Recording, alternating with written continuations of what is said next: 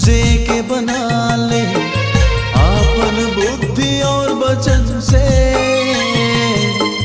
जे के बना ले आपन बुद्धि और वचन से।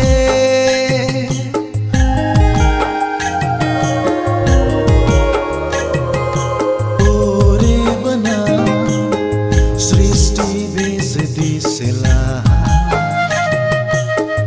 जे के बना ले आपन बुद्धि और वचन से, जे के बना ले आपन बुद्धि और वचन से।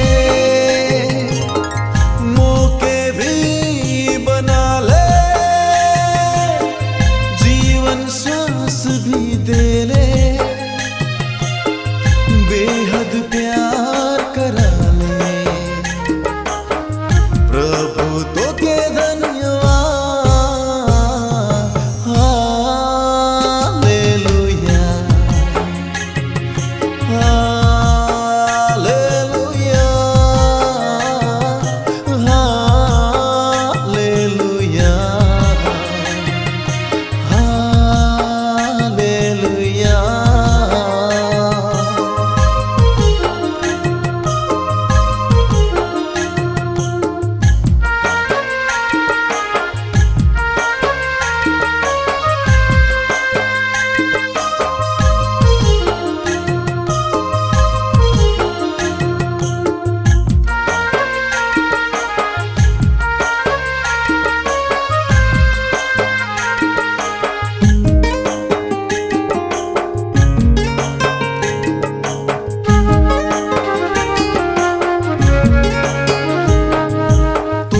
जब से पालो दिल हो गेलक तोर दीवाना,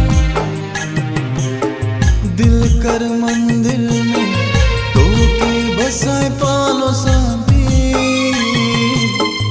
दिल कर मंदिर में तो के बसाए पालो शांति।